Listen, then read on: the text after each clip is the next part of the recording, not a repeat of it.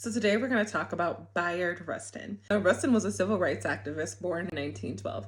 Over the course of his life, he worked internationally to speak out against apartheid. He was a pacifist and obviously worked in civil rights, and he advocated for LGBTQ rights. So when we talk about a man on a mission, that was Bayard Rustin.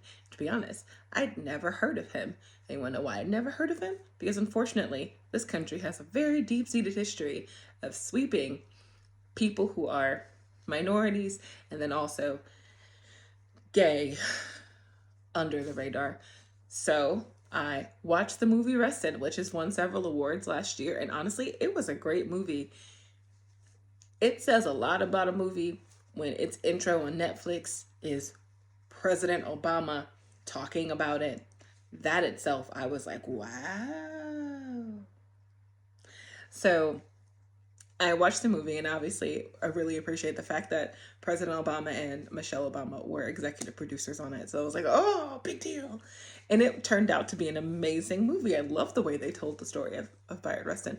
The particular story in the movie is talking about the Civil Rights March and how important that was and impactful it was. I started the video with his other accomplishments because he did more things. He didn't just stop at the end of that movie. He kept going. So it didn't stop after the Civil Rights Movement, but I do really appreciate the story they told for the March on Washington, because he's not one of the people that we talk about when we talk about the March on Washington. And the fact that the March on Washington was his idea, he organized it, and he did it in 2 months. The amount of stuff I can do in 2 months is super limited. I mean, well, I thought it was. I just found out you could move a mountain in 2 months. I was just amazed at the degree. The March on Washington had 250,000 people there. They got that done in 2 months. We're talking about bathrooms, tables, buses. To get there, to get back. Food, like on top of the speakers, the police, the protection, the details, the details that went into organizing this event were just astronomical. And they got that done in 2 weeks. I'm just amazed. This is before cell phones. This is before today's technology, where you could totally accomplish that with a tweet if you're popular enough. But no, this is just civil rights groups, because there were far more than just the NAACP people. There were a lot of civil rights groups, and having all of them come together and then finding out that my history that I have been told, which is that everybody was so happy to do this, is a fiction, and that he had to fight tooth and nail to make it happen. And then even a week out, people were still trying to come for him. Like this content, don't forget to like, share, and subscribe. And don't forget to download your free copy of this month's Black History Month calendar.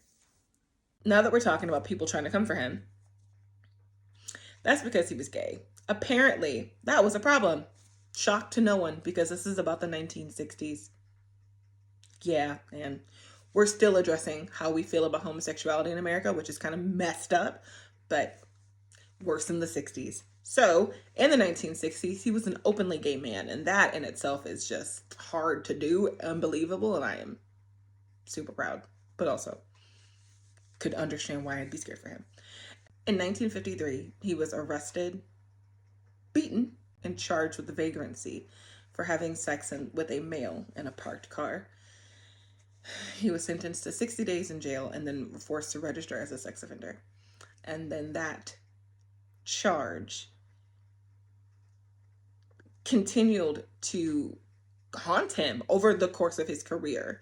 He quit the NAACP and expected for MLK to back him, and he didn't.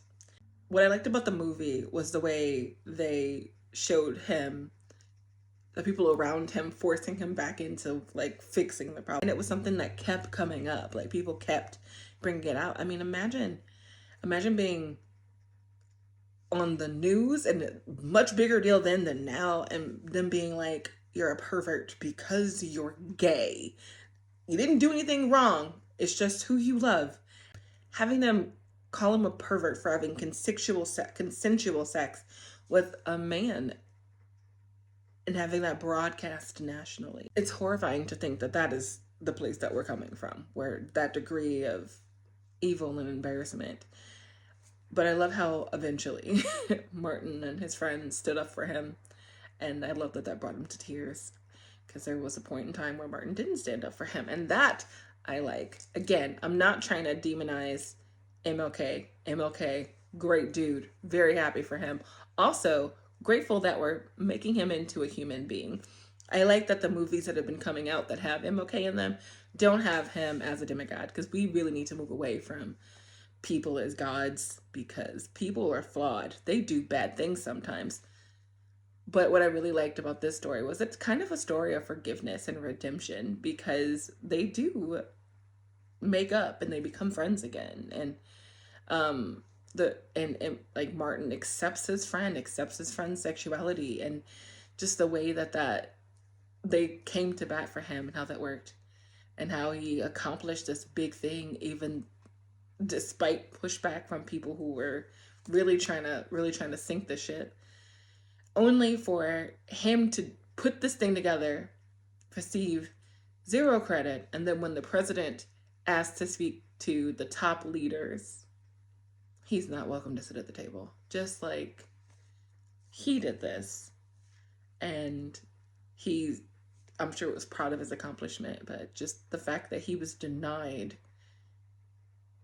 the recognition he earned solely because of his sexuality is just amazing. Because this movie is about being Black, but I think it's more about being Black and gay. It's more about the intersectionality of those two things, and I feel like that's not something that we give enough credence to, because we talk about what it's like to be Black, or what it's like to be woman, or what it's like to be gay. We don't ever really talk about how those things intersect and just add problems.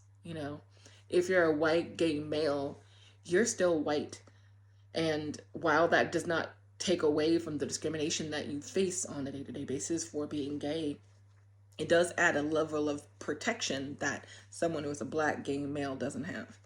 And then when you add in other things like being trans, or being different in other ways, it just adds levels to what it's like. I mean, I'm a Black woman, and that has intersections, because I get the stereotypes of being viewed as angry and aggressive for being Black. And then I get the stereotypes of like being a woman, where I'm supposed to be overly sexualized, or the way people view Black women is very split. We're either over sexualized to an unhealthy degree, or we're viewed as mammies. And with my weight, that is the category I fall into these days.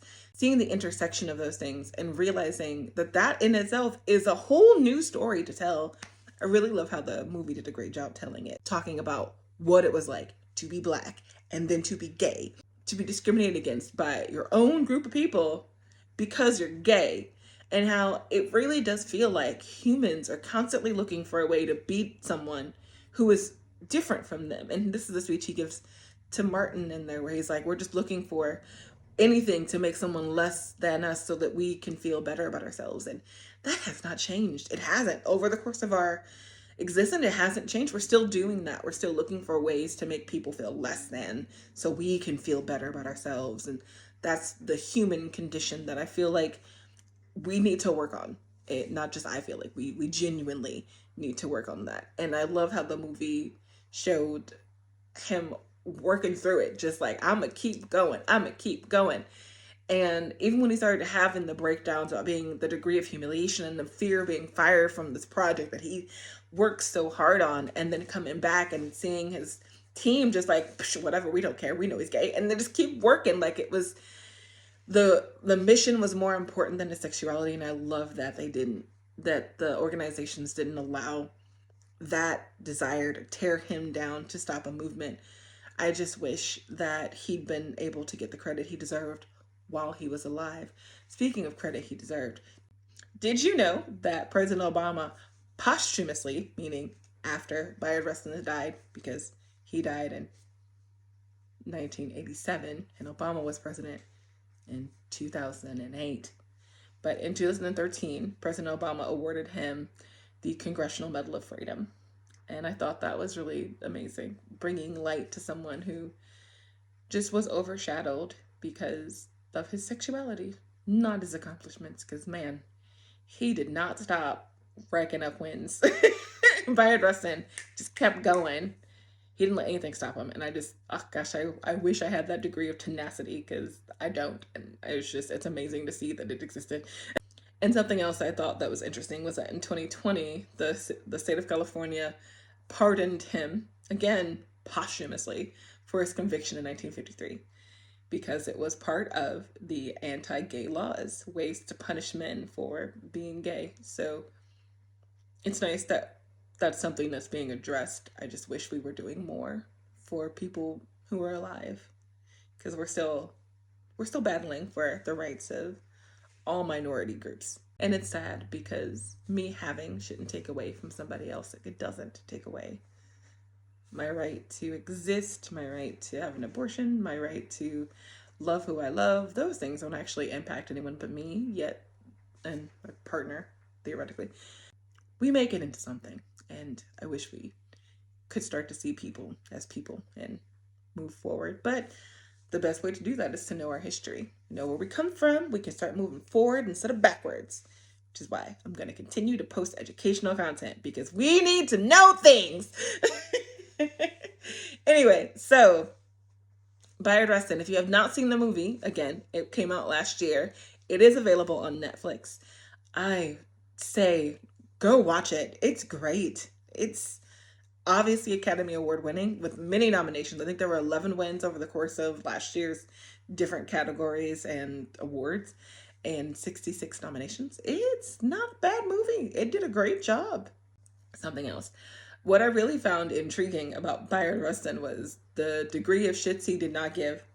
Because obviously he's openly gay, but he's also openly gay with a white man. And Loving versus Virginia did not make interracial relationships legal until 1967. The March on Washington was in 1963. And Bayard Rustin was just like, I love who I love. Man, I find that so empowering, because love is love. Also, I miss payphones. I don't know why. It just feels like this really old-timey thing that I do remember seeing when I was little. And obviously they're not a thing anymore, but like, I miss payphones. The more you know.